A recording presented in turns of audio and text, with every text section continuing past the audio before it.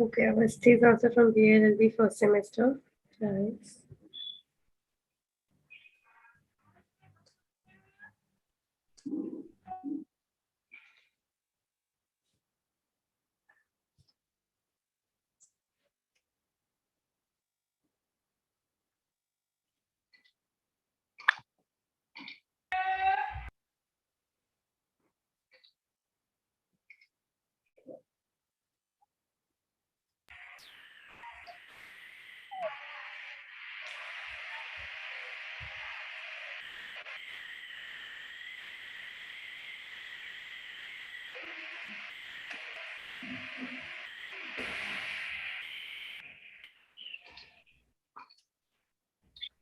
Pooja, Sana is just joining. So guys, join here. Yeah, Okay, she's so we can start. It's already 3. yeah. Let's Yeah. start. Yeah. Okay. So yeah, as we can see in chat box, a lot of us are from BLLB first semester, second semester. That's really nice. Hello, good afternoon, everyone. I hope we all are doing fine.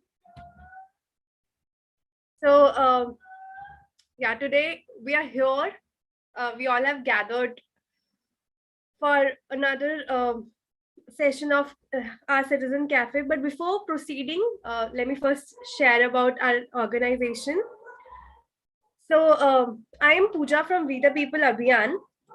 We the People Abhiyan is an organization which is working from almost last 11 years.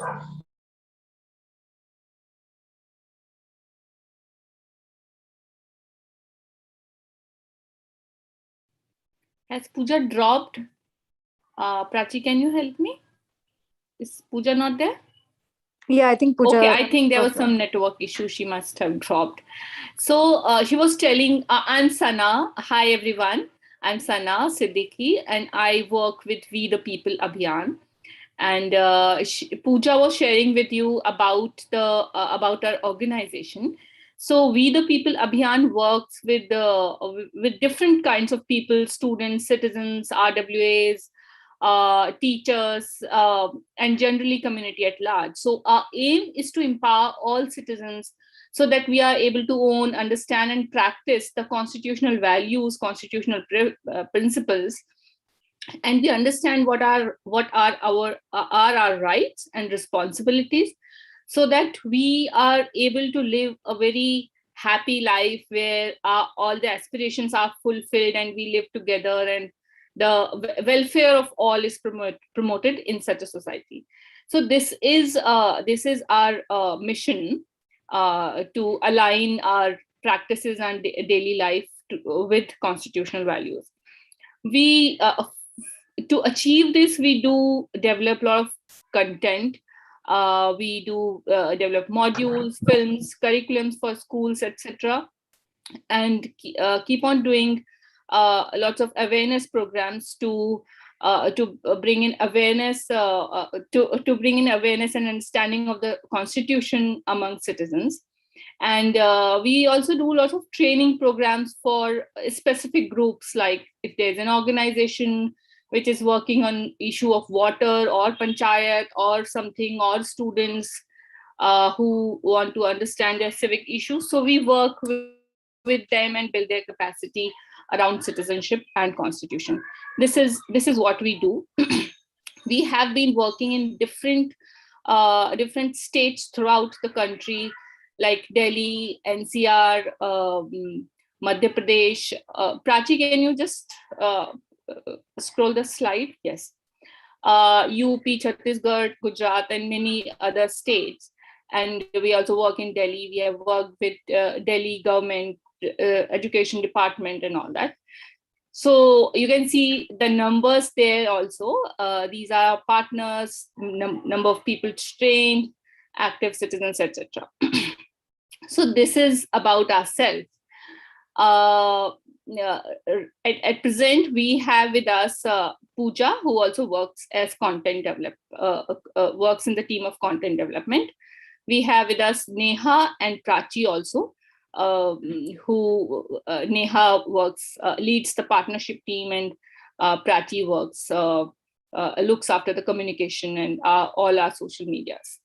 So today we are here with you, and we are having this citizen cafe because in next 2 days we are going to celebrate 26th November, which is now we know it's a Constitution Day. It was before 2015. It was generally called as a law day. It was celebrated as a law day. Some law schools were celebrating as a law day. But in 2015, our Prime Minister Narendra Modi declared it as a Constitution Day, and since then we have been celebrating it. This is the 72nd year when our Constitution got completed, like fully ready, and on 26th January we adopted it. So to celebrate that, we are having some discussion around making of the Constitution, and we will. It's not just about. We'll see during the session that we'll see what can be the learnings through the process of when our constitution makers, when the Constituent Assembly was actually drafting the Constitution, what is that we can learn from them. So this is generally what we are going to do today. Before we proceed into the session, I would say I would request Prachi to screen a film. It is a film we have recently prepared, sort of made, and it is about making of the Constitution. It's a longish film, so we would not be we will not be screening the entire film, of course, but we will see a small part of it, and later on we can also share the link of the entire film once it's like fully ready to be launched. Thank you, Sana. Actually, before moving into that session, into the session, I would like to address that we are also live on YouTube, and this event is collaborated with University. And I would like to invite Professor Praveen Kumar to say a few words and address everybody who's joined from Amity. And sir, really thank you for making this event possible in collaboration with Amity University. So yeah, we would love to hear some. Thank you so much, Prashi. Thank you very much, Sana, and very grateful to We the People for taking this wonderful initiative of commemorating the 72nd Constitution Day. I am very happy that we have an memorandum of understanding with you, and it's always a pleasure to collaborate and organize such events. It is we have had such events with you earlier, and it's always a great learning. Today, a number of my students, my faculty members, are also attending. Of course, in addition to the others that you have invited, and I'm looking forward to very thought-provoking and something which not only a law student but every citizen of this country needs to know what is our constitution, how it came into being, and I'm sure you people will be addressing, are we facing some issues with the existing provisions. There are so many things, the constitution and constitutionalism. Although the topic says making of the Indian Constitution, but certainly we would like to hear the views with regard to certain probably the changes that have come about, or maybe what the country as a whole is looking forward to you. So I will not take much time. We are very keen to go through this event. So Sana and Siddiqui, all the best, and I request you to kindly proceed further. Thank you very much. Thank you very much, Major General Praveen Kumar. Now I'll request Prachi to screen the film, please.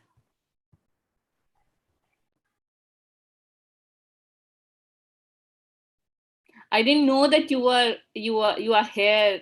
I couldn't see that, so I missed. No issue. I had to be there. I had to be there. I was looking forward to this event, and I'm very grateful. Kindly convey my thanks to Vinita ma'am also. Sure. Very kind of her.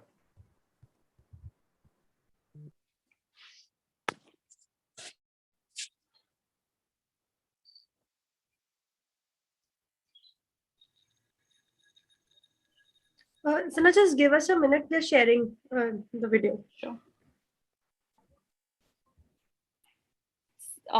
In that meantime, let me share a little bit more about the film.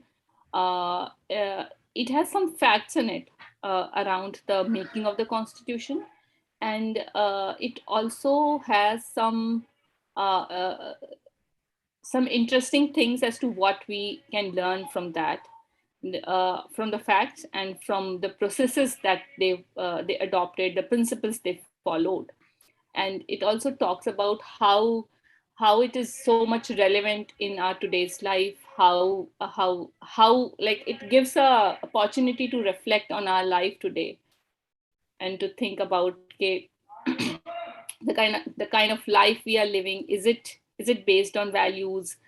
There was a group of people at some point of time 72 years back who had put in so much of efforts for our country, for us as citizens, and now how we are living, that how are we able to uphold those values?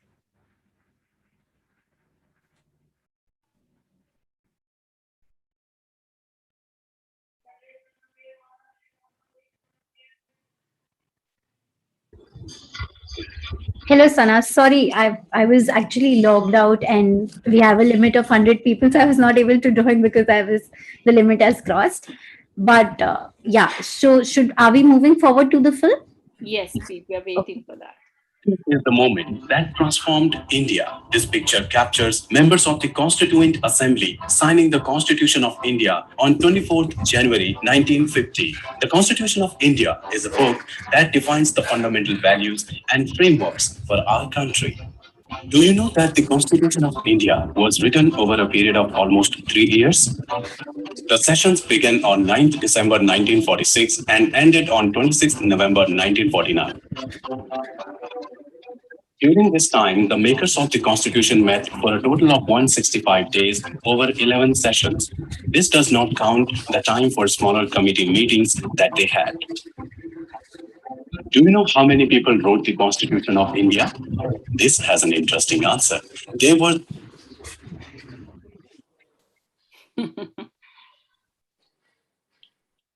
So Prachi stopped it at a very at a point where we must be thinking what's the answer to it. I would not give you the answer. Instead, I would leave it here and would request all of you to look at to Google and find out what was the number and was it changed, how it happened, why it happened. So do find out what was the exact number and what happened. Did the partition, was there an impact of partition on this number? Do find that out. So coming back to the session, making of Indian Constitution has twofold learnings, as I shared initially also. One is around from the facts, like we look at the number of people that were involved, we look at the kind of sessions, days, we get to know those facts about making of the Indian Constitution, and then it's a good understanding. It gives us a good glimpse of what might have happened at that time. The other important thing, which we learn from the process, which we learn from the making of the Indian Constitution, is the process, is how it was drafted, how it was discussed, debated, what was the base on which discussions were being carried out. These are the things that give us a lot of learning, and that makes us and the process is still relevant to us even today, and not as a country as a whole, of course, as a country, of course, but also in our personal lives as well. So how can we learn it? We will look at it later on, but let's see what were the processes that were there, and what was the basis, and what were the values, principles which were there in the process. So we'll look at certain topics. Of course, we would not be looking at the entire making of the Indian Constitution. We'll pick up some topics and we'll discuss and share. I'll share briefly what happened and how the decisions were made. Then we'll proceed further. Prachi, can you scroll the slide, please? So first, one of the important topic that was discussed was as to who, when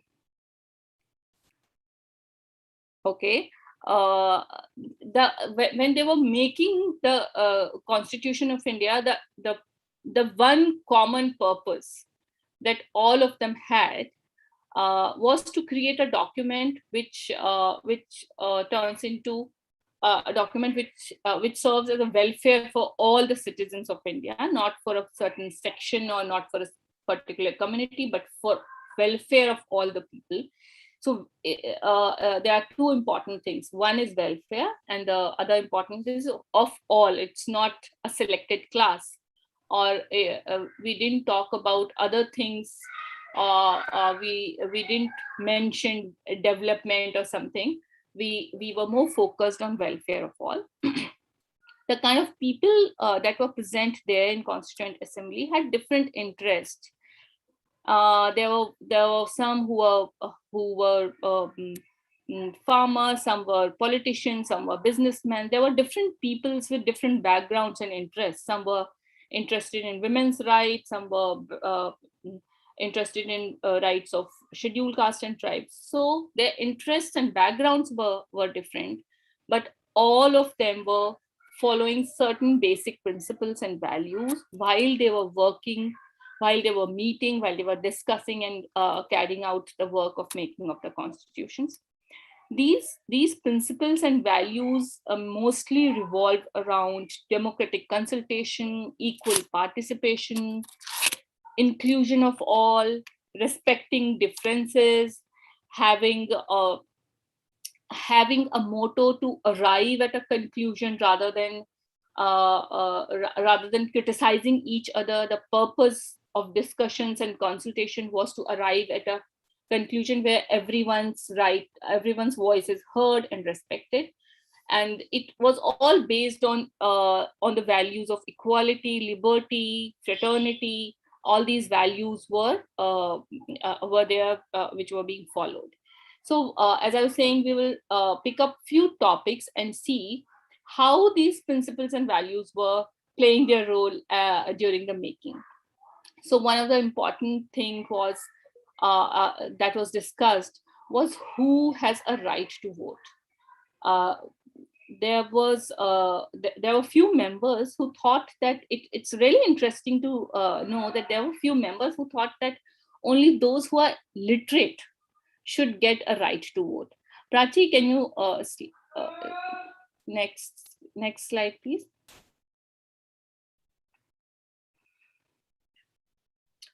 The kind of members, as I shared, were diverse. They were not diverse just in terms of background. They were diverse in profession. They were diverse in thoughts. There were different political parties which were being represented. So the diversity was there. There was a sense of inclusion. There was everyone, all kinds of people were present. So even Shyama Prasad Mukherjee during one of the sessions and in his speech said that who is not present here? Everyone is present here. There are Sikhs, there are Christians, there are scheduled castes, there are scheduled tribes, there are Muslims, there are Hindus. He gave a long list of people who were present there at that time. Certainly it was a kind of, he was sort of telling that how diverse our Constituent Assembly is. So that gives us a message that that when we bring different kinds of people together, then the product, the outcome is such that the voices of all is there, and it cannot be blamed that it's only few people or few thoughts or one kind of ideology is being reflected. So diversity brings beauty to the document. That is about diversity of members. The next was about there were different decisions which were being taken, like voting. the discussion was going on as to who has the right, who should be given the right to vote. A few members shared, and they shared it quite strongly, and there were others who also supported their thoughts. They were of the view that only those who are literate, imagine literate at that time, like 72 years back, only those who are literate should be given a chance to vote. So the reason of saying so was he made this point because he was trying to achieve two things through this.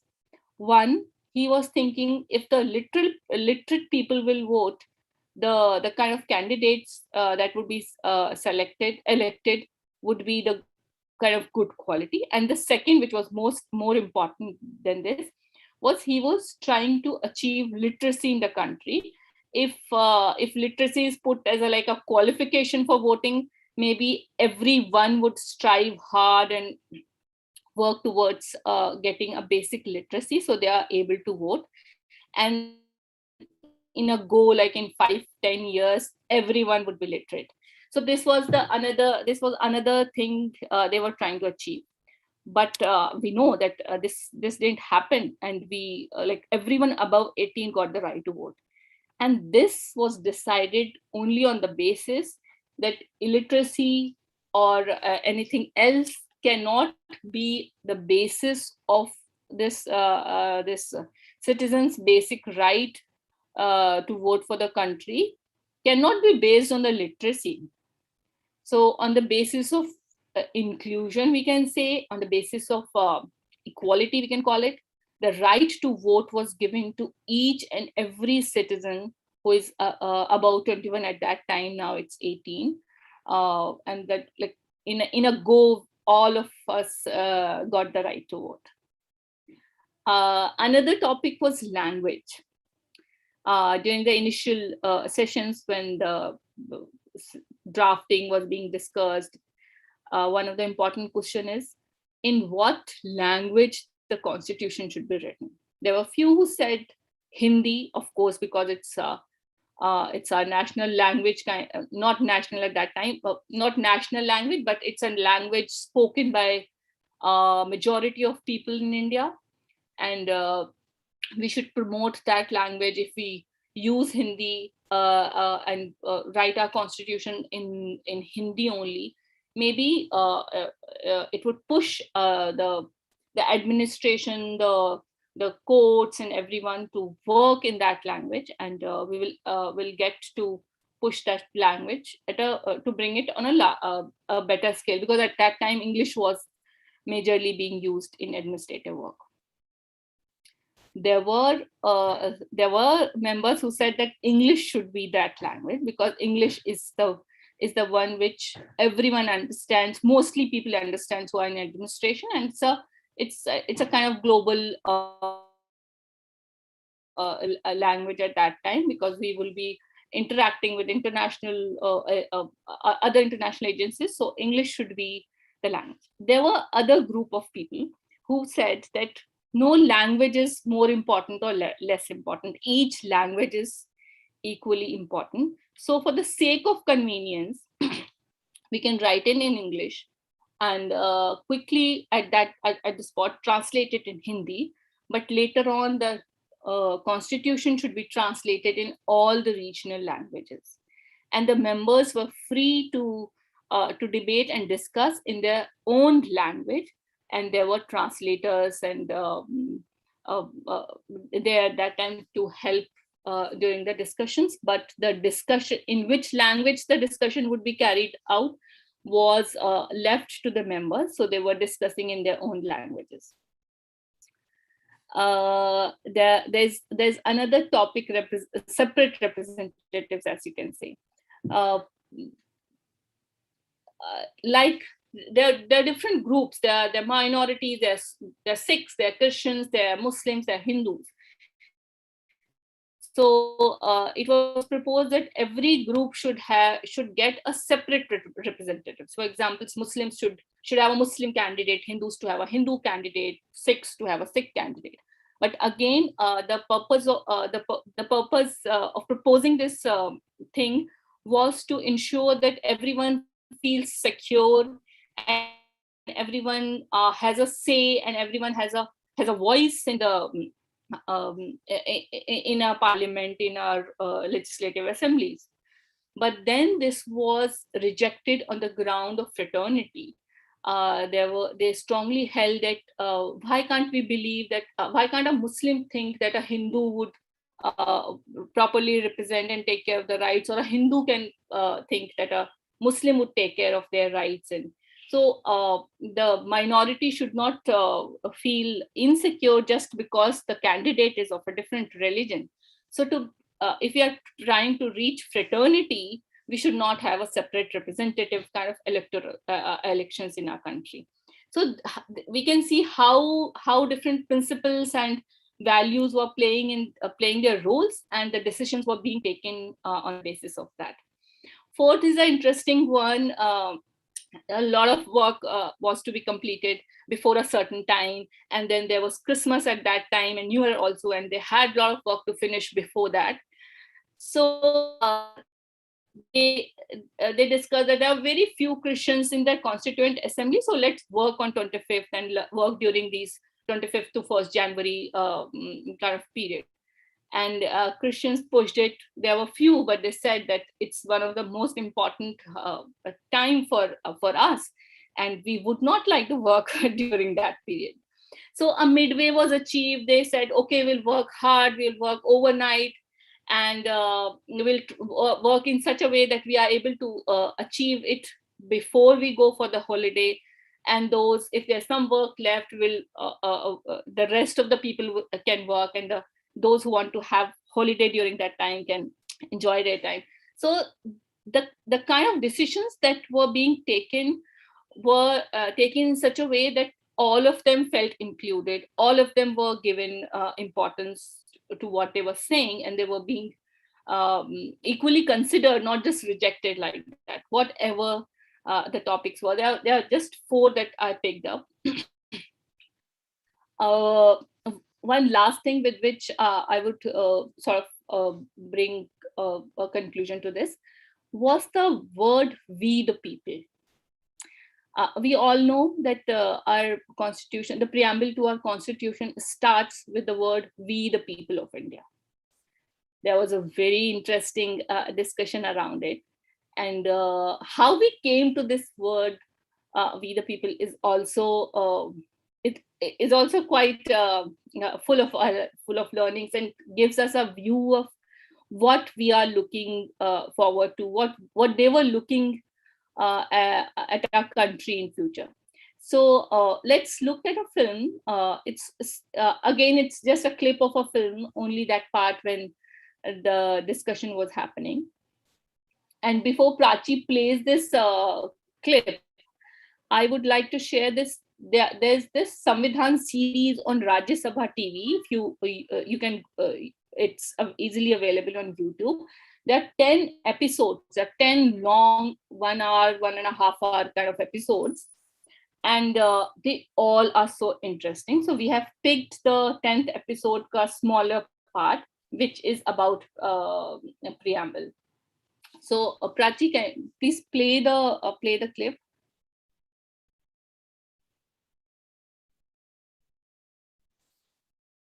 There's no sound, Prachi.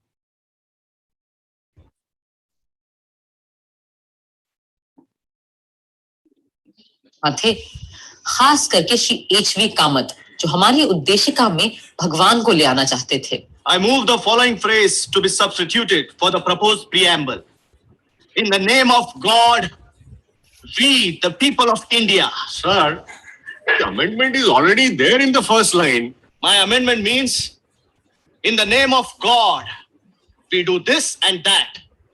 No long speech is needed to commend this motion. Sir, if Mr. Kamat's amendment is accepted, that would amount to compulsion in the matter of faith. Freedom of faith is a fundamental right.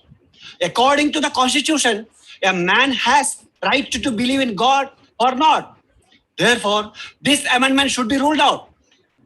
Though I am myself a strong believer in God. Sir, may I move an amendment to that of Sri Kamath?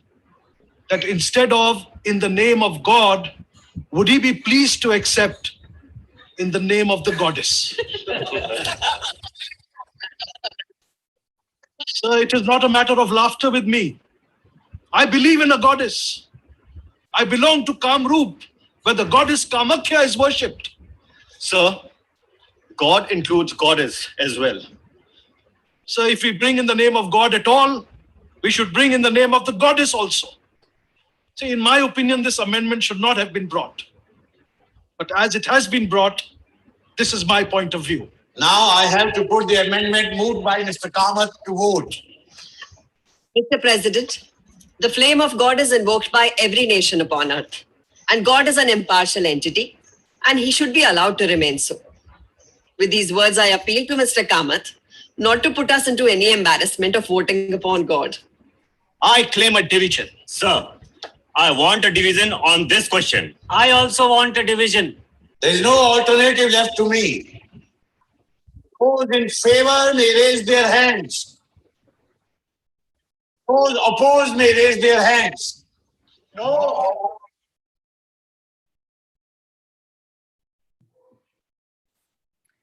So this is how, as we looked into the film, we can have an idea of how the decisions were being made, like the discussions, the decisions. They were in a friendly way. They were trying to understand each other's perspective and was also trying to convey what they think. The ultimate decisions were based on human values and some principles which are really important. You would not find these values sort of specifically given in one of the sections, but they are like sort of woven into the entire constitution, different articles, different parts of the constitution. So we can also see how they are reflected in the content of the constitution, and we also see how they were playing the role during the process of making of the constitution. So we picked up these topics just to give a glimpse of what was happening and how it was happening.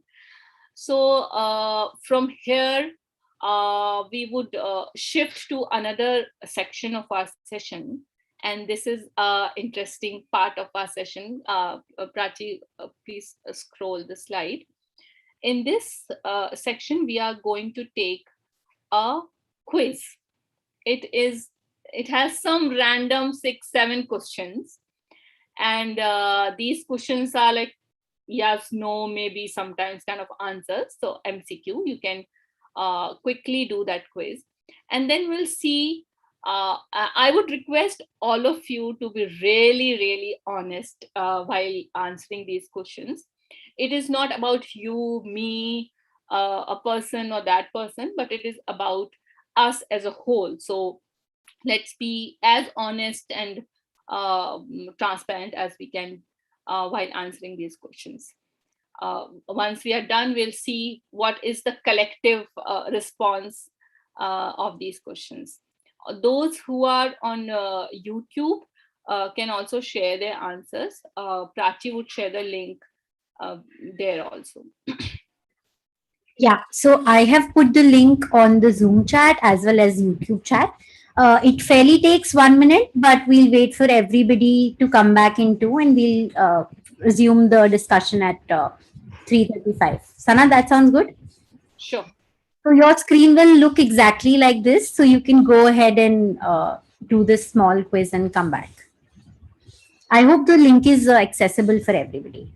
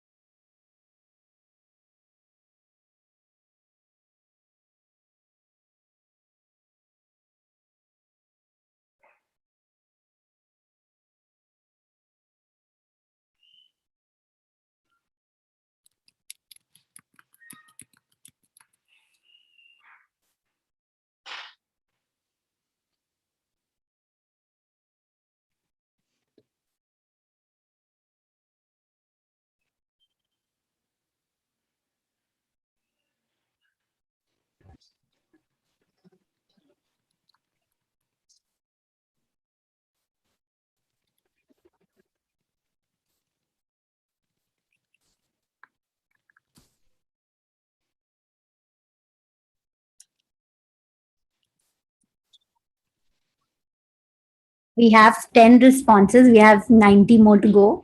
100 people are here on the Zoom call. Let's wait for another minute or two.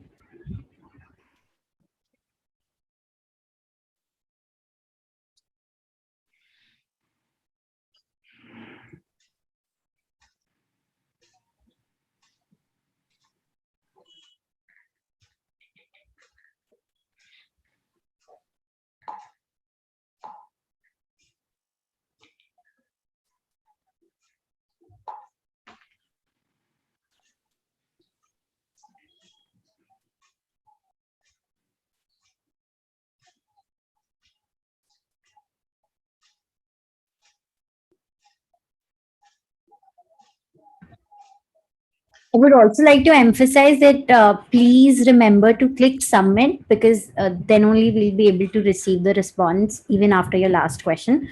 So maybe you can just go back and cross check.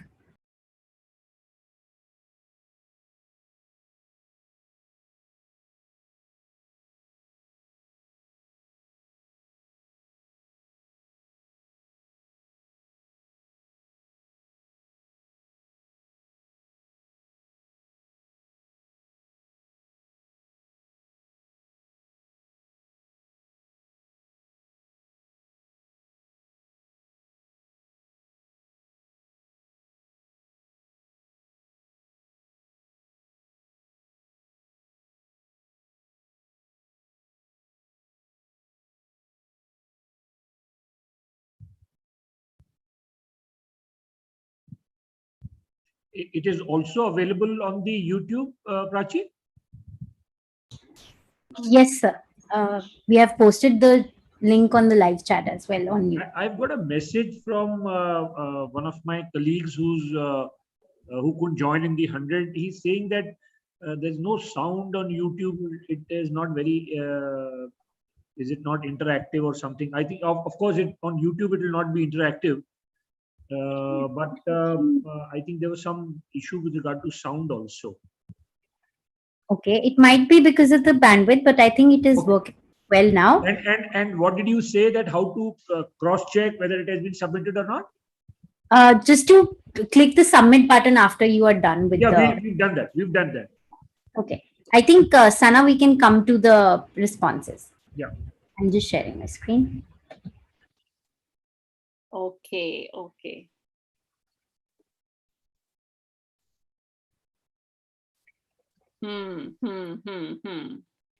So it's nice to see how I know I'm not blaming anyone. I'm not putting a question mark on it, but it's a point for reflection for all of us, and give a thought to it. How come father is 80% and that mother looks like 0, and there are 20% who are saying anyone? So it's interesting to see, but it gives us a food for thought. We can scroll to the next one, Prachi. There was this question that while taking a decision, who all are involved? And when we are saying who all, it includes everyone: women, young members of the family, elderly, everyone. So there are 50 who are saying sometimes, and there are 30 yes, 20% always. Okay. Would you happily let your son, daughter marry a person who is of a different religion?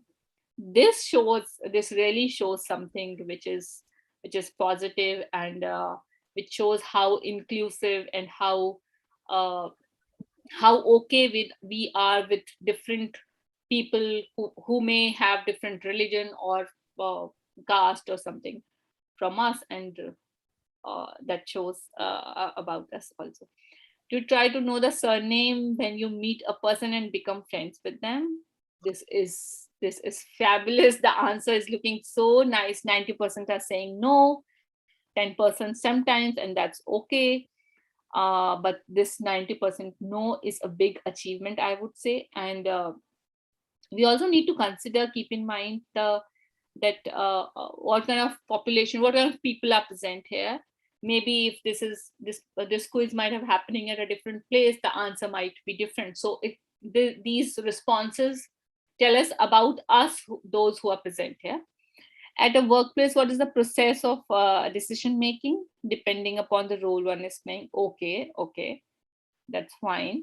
Do we treat our economically rich people in more respectful manner as compared to economically poor? It's 50-50. Okay.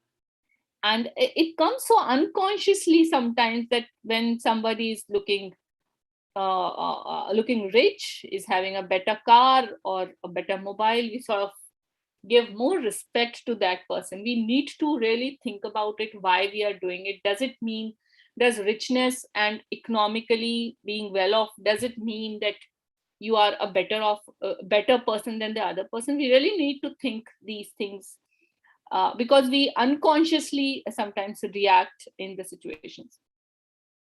Okay, so 80%. Okay. This is kind of ending, like who received how many responses. Thank you so much. So this is the time to reflect a little more, and it is a time that we would like to hear from you. Have you ever felt excluded from a decision that impacted you? How was the feeling? What was going on? How would you like to share your thoughts, comments, and maybe some incident if there is one? What was your feeling, and when did it happen, and how you felt about it? So it's like during the quiz, we see how easily we behave in certain situations. But when it impacts us, it impacts really bad. And we always remember that. We may not remember when we treated someone, when we asked somebody's surname, we might not remember that. But how it impacted us when I was excluded from a decision, I would always remember that. So how you felt at that time, would you like to share? If you allow me to say a few words, not Please, any incident per se, but one of my colleagues, Colonel Dr. Arun Vashisht, has also joined, and I'm sure, being from the army, he will also probably share the same views. You know, we call India as a Sarv Dharm Sampann Desh, all religions. And a unique example of this is the Indian Armed Forces, where all religions, everybody's same. Everybody's same. We have officers from all stratas of life, coming from very, very good families. There were times when the royal families were part of the armed forces. His Highness of Jaipur was in the para forces, and he was instrumental in winning a war. So in the armed forces, we have treated everybody equally. Number one. As regards the decision making, you know, we have believed that either convince or get convinced. So you give your point of view, and if it is acceptable to the authorities concerned, good, follow it. If it is not acceptable to them, then don't sit and start brooding over it. Think why your point of view has not been accepted. Work on it, and then try and improve upon it, so that next time you are part of the decision making. Right? So this is what I feel, and probably this is exactly what happened with the Indian Constitution also. While they were drafting, there were different types of views coming, as you showed us that films. They're saying God and Goddess and all those sort of things. But ultimately, the majority views, and which were very sane views, prevailed.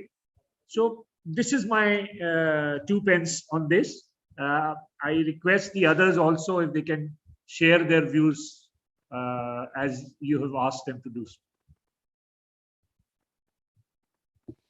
Yeah, Vashish, would you like to say something? You will have to unmute yourself.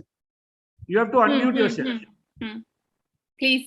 First of all, a very, very good afternoon to General PK. Sir, and the host and everybody who's listening. So first of all, to PK sir. Sir, I have been a student of Constitution of India, as all of us have been, and uh, in fact, we grew up during the time when the Constitution, many parts of the Constitution were just formulating, because the case Vananda Bharati came during our time, Maneka Gandhi's case came during our time, Minerva Mills came during our time, and these are the cases through which the Constitution has actually passed certain provisions of the Constitution, Article 14, Article 16, 21 and 22, Article 20, the concept of double jeopardy. All those got fortified during these periods. And today we find the Constitution as a very robust document, though it happens to be the longest one in the world, but it also became robust with the judicial pronouncements and the research which has taken place. Actually, when I was doing my research, the doctorate, I went through many documents, because my subject of research was also the evolution of the administrative law pertaining to the defense forces, incidentally. So when I saw I had to go through the Constituent Assembly debates very carefully, and though we have been willy-nilly, we have been coming across the Constituent Assembly debates as law students, but as a research scholar, I had to go through them, and actually, when I saw certain parts of the Constituent Assembly debates, I found one very important aspect, which I don't know how many of us have actually noticed, but I did notice, because I had to, as I was using it as a research material, as a part of my empirical research. So when the Constitution of India was being formulated, most of us were completely unaware, except the Constituent Assembly themselves, because the masses, we had about 32 crores population at that time, and the literacy rate was very low. So many people were actually not, except the members of the Constituent Assembly and the people of the legislative assemblies, etc., except them, even they were not very aware what was going on within that sacred dome, what was being written on those ornate walnut tables. But the rest of the world was very conscious, because everyone in the globe knew that India is going to be the biggest democracy in the world. The world after the World War II, 1945, had already become bipolar. Please do let me know. Yeah, do let me know if I've exceeded my time. Please do let me know. Actually, I'm waiting for your response on the question there on the screen. So yeah, but what you have shared is really interesting. Sure. No, I would come. Arun, what Sana is at this time requesting? Can you see that question on the screen? Yes, sir, I do. She's asking. What I spoke about was this decision. She's asking, what are your views on this question? Well, sir. Fine, I'll come to that, because otherwise it will become actually a lecture from my side. So I'll confine myself to the questions. Thanks for. That's why I said, please do bring me back if I'm exceeding the brief. Have you ever felt excluded from a decision that impacted you? Well, now, if I say yes, it will be right. If I say no, that too will be right. It cannot be answered in yes or no, because this is not something like we had the agricultural legislations now where a section of the society felt excluded, or it cannot be something where which pertains to a class specific. It's a very generic question. Have you ever felt excluded from a decision that impacted you? And that too, a question originating from a debate on the Constitution of India, where it's we the people of India having solemnly resolved, given to ourselves this Constitution in whichever form it is, socialist, democratic, secular, etc. So there cannot be anything done in the Constitution where a person feels that he has been excluded. He cannot be excluded because, first, the reason, yes, personally, I don't feel that I've been excluded. Even if I have been excluded, it could be No, Arun. It's a separate question. If I correct me, Sana, if I'm wrong, it is not with regard to being excluded from a decision of the Constitution. Yes. It's a normal day-to-day routine life. As an official or in your family. Yes. It's a very common question. It's a very, very common question. So it's not exclusively relating to the Constitution. Fine. Yes. It We are will be trying also to nice bring to the have principle. some students Oh, talk. I yes, think there are a Yeah, lot of definitely. students and we must hear their voices as well. Yeah. Please go ahead. Please. Anybody who would want to share any incident, any story? I see there are some messages on the chat. Sonal is also sharing something. So anybody who would want to share their reflection, their story, any incident that like Sir was saying, it can be of your personal spaces, of your family, of your friend circle, of your classes. Any incident like that can be shared. Yeah, Sonal, if you are there, can you share why you feel deprived? Sonal around? Anybody else? Any other student? Well, sir, if I'm allowed to say something, well, because in the past about 1.5, not two exactly, but about 1.5 year, I, as a citizen of this country, have definitely observed that there are so many things which have happened, maybe not to our liking, but I did definitely felt excluded. I did feel excluded because when we left our houses and went on the road, many times we felt that probably the law of the state on many aspects, including even wearing of masks, is being implemented in a very, very different way. So yes, True. I did feel Yes, excluded. yes, you are I right. did feel excluded that probably I have not been told that this is supposed to be done.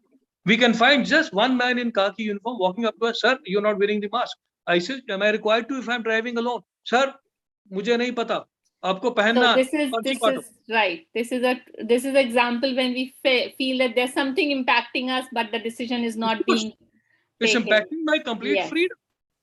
Complete freedom. And one person who appears to be knowing all about the law, one policeman or somebody, he may not be knowing, but it has been told, we've been told that he knows, and he implements that law in an absolutely weird and a wrong manner, very prejudicial to me.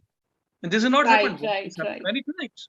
So if that's the state of me, what about the common rickshaw man, another common person? I come across very many people who suffer because of this day in and out. So of course, Mayank, yes. you have something to say, Mayank? Yes, sir. I'm tempted to make one observation about something that you said about equal treatment in the army, in the Indian Army, or by the Indian Army. And I'm tempted to refer to what Professor Bharat Karnad said on more than one occasion about how the Indian Army won the subcontinent for the British Empire. And if we're having a discussion on Indian legal history and a history of we the people, then I think this is a pertinent point to make. So not least here we are with not respect to equal discussing the treatment.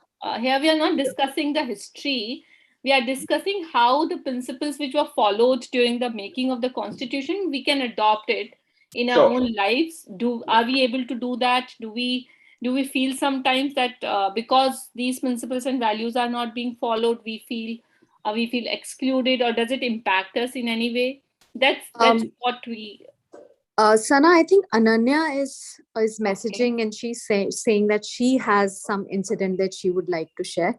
Ananya, you can unmute yourself and share what you want to say. Thank you so much, ma'am. Firstly, I would like to address the thank you so much for such a brilliant session. I've been listening to it and it's a great one. So pertaining to the question, have you ever felt excluded from a decision that impacted you? I could recall an incident from my school time. So we in the winters we had this uniform criteria that so I used to study in a girls' school, and we had this criteria that we could either wear a skirt with the stockings or we could wear a pants. So some girls were comfortable wearing pants, but there was a time when our teachers they made it mandatory for them to wear skirts, and they had removed pants as a criteria for the uniform. So a lot of girls were not really comfortable doing that. Now, we being as class representatives, we were asked to form a committee kind of thing, and come up with a decision that if majority of the girls say that they want to wear one kind of thing, then we can come to a conclusive or constructive decision, and we can go ahead with that. However, the entire outcome of that committee was something that was not in my favor or did not have my opinion, because I felt that it is an option which should be open to everybody. because you have a right to wear whatever you want to if you feel comfortable in it or if you do not feel comfortable in it. So I think that was one decision that had impacted me at that time. And now that I'm studying in this campus and I'm also the part of the debating and public speaking society that we have, so I use this platform to share topics like these, and we talk on things like these, so that we can reach more and more people, and if they feel such a way, they have a platform to speak about that as well. So that is one incident that I wanted to share. Thank you so much. Thank you so much for sharing something like that. Actually, the point of this question, or the point of the discussion today, is to really understand the principles on which the Constituent Assembly was working. So the principle of democracy, of equal participation, of giving everybody a voice, right? So it can be very difficult. These were almost 300 people. We here are only 100 people, and still it is very difficult in a limited time to give voice to everybody else, right? So just being conscious of the fact that diversity is represented, all voices are heard, especially people who may be coming from a background or a socially, economically, culturally weak community. How do we ensure that their voices are included? People who are thought of as not so important, or people who are thought of as weaker, how do we make sure and take extra steps to include their voices? And also the principle of consultation, which is extremely important, and which is what Ananya is also pointing out to, that if there is something which is impacting my life, should I not be consulted about it? Should I not have a say in that? Which is very, very important. And it impacts you because she clearly remembers it from her school days as well, right? So so those are the things that we can learn from. Obviously nothing in the Constituent Assembly, I'm sure it wasn't perfect, but at least we can see through the process that have been documented that an effort was made on that, and it was kept in mind as the basic principles on which this process was standing. Anybody else who would want to share an experience? Sonal, if you want to share something, it'll be nice to hear your voice as well. Neha, I just remember the recent experience, which I like when I was working with one organization. So, like being a head of the unit, many times I was feeling that many decisions were taken without my consideration with my team. So many times I felt that means why I am not included, why my voice is not being heard. So that made me feeling deprived, and also I felt that I am not being heard, and my point of view is not being considered. Right. And it's so often that it happens, right? It happens in our families, it happens in our social groups, it happens in our classrooms, sometimes it happens in our workplaces. A lot of students are here and they will go on and do jobs, and we do experience these things. And as people who get impacted negatively, who feel less powerful, it's important to know, because you can then raise your voice, do some consultation, you can talk about it, discuss it. And as people in power, you may go on and be in powerful positions yourselves. It's important for you to also know this, to make sure that you don't exclude people like that. You make sure that the processes that you have around you of decision making in your families, in your workplaces, in any group around you, that you keep these principles in mind, because at some point in your life you might have also felt excluded, and you may be doing something which may be making other people feel excluded as well. So to be just conscious of that, I think would be a great learning for all of us, because we we always play both the roles in one time or another time in our lives. So I think it's very, very important for us to um, keep that in mind. We may succeed, we may fail sometimes, but just to be aware and conscious of these things is very important, I feel. So a consultative decision is ideal, but whenever in a democratic society, the majority view normally prevails. If there is only one way of going ahead, then a decision has to be arrived at, this or that. And in that, obviously, the majority view will prevail. That is the only, and what you are, Neha, what you are saying is absolutely correct. That if I have felt impacted by either not being consulted or by my views not being accepted, then when I am in a position to take decision, I must ensure that I take everybody's views into consideration. And when we are living in a society, whatever is best for the society, and when I say best for the society, it is generally majority. Although everybody must feel happy, but then there is a saying that you can please all the people sometimes, you can please some people all the times, but you can't please all the people all the times. So yes, everybody must have their view. Right. Here I would like to add some point. It's not about agreeing to what others are saying. It's not about as the phrase goes, pleasing others. It's about taking everybody together so they feel included, even if the decision is something which they don't which they felt that should not be taken, but they feel excluded and involved during the process of decision making. Okay, we were heard, and then there were reasons that our choice was not selected. There was so at least I know that I was able to put my point, and there were reasons behind that my point was not taken up. So that's more about inclusion. That's not about this side or that side mostly. Right. And also when it comes to a composition of a group, which is majority and other people, sometimes if you look at the Constituent Assembly, it's the best example. The majority was of people from Congress. Still, Baba Saheb Ambedkar was he was the chief the chair.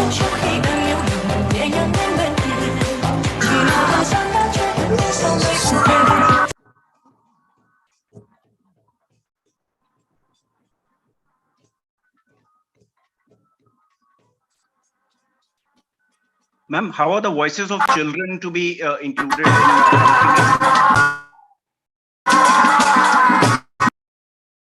the voices of children as marginalized groups? There's some interruption in the meeting. Some videos are coming in. Yeah, there was some interruption. I'm sorry. There was a question. I couldn't hear it because of the interruption. Sorry.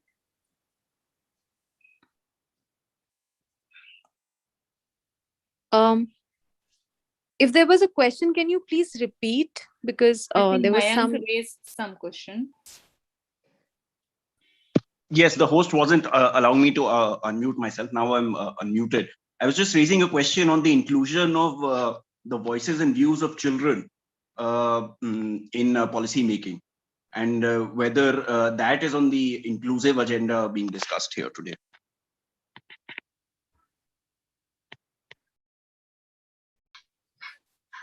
Neha, you are responding to this? No, Sana, please go ahead. Again, there was there's some chat going on, and I couldn't focus on that question. I'm really sorry. Mayank, I'm really sorry. Can you again repeat it? Sana, I think the question was, how do you include the voices of children? How do you ensure that?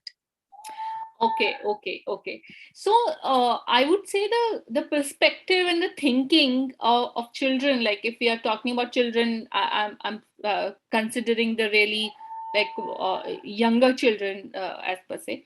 So their perspective and thinking is different, but just listening to them and conveying them the reasons behind why you are taking those particular decisions is important. It's not that we have to agree with them all the time, but we have to tell them that the reasons why we are not agreeing to what they want or what decision they want to take. This would inculcate a kind of understanding in them that they are being heard and there are reasons that why they are not being agreeing to, and this would also give them a message that this is how a decision has to be taken. Everyone Ma'am, has to be.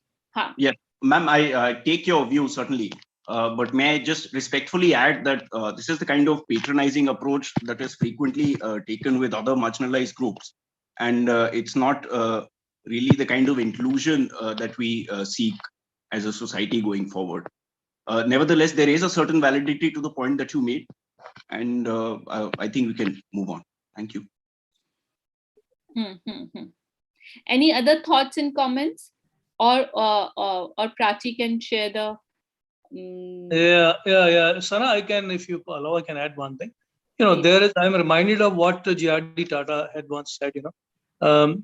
He used to call it a leadership of consensus. Leadership of consensus. He said he was asked why the Tata Group is so cohesively moving ahead, and why is it progressing leaps and bounds, and why some others are lagging behind. Then he said, I believe in a concept of leadership of consensus. That is, you have a leader, you take a decision as a leader, but then it's a decision of where everybody is included. What you use their expression as, you use an expression specifically, inclusive decision. So that we have everybody's participation into it. Right. Everybody feels it's my decision. Everybody has his part of it into that decision. So that is taking everybody's consent, and it applies to children as well. Their opinions or their approach or their views cannot be just be brushed aside, and that's important. Thank you, Mr. Puran. Prachi, now from here you want to take forward and share some recent things on our. Yes. So I'd like to take this moment to introduce everybody to our Instagram and our YouTube. So I'll just request Pooja to also drop in the link in the chat box. So essentially, we are really active on Instagram and on YouTube. And one thing to really flag up and highlight today and this whole 2 weeks leading up to the Constitution Day is the fact that we are trying to really appreciate the art and the beauty of the Constitution, and we have a camping that is going on. So I can just give you a gist of some of the artwork that we were able to do research on, bring fascinating insights. So please go ahead and do visit this link that Pooja is just going to share here. Shared, Prachi. Yeah. And moving on, also YouTube, these two places are where we try to provide perspective on the values of today, and maybe provide constitutional lens to our everyday situations. And there are materials to develop understandings on, for example, you are students from LLB program, there might be videos you can find here to develop an understanding on the topics that you are currently studying. So yeah, please go ahead and do give a visit to our pages. And thank you so much for joining in the session. I would like Sana to yeah. So Prachi says I would like Sana to, and I would say thank you so much for joining us. It was an interesting discussion, and the responses that were there in the quiz also gave a good idea of what we are thinking, how we are living our lives. And we are hoping that we'll meet again soon and have another engaging conversation. Do follow us as on Instagram and our channels. Thank you for that. And let's hope to meet soon again. Bye. Thank you very much. Bye. Thank you.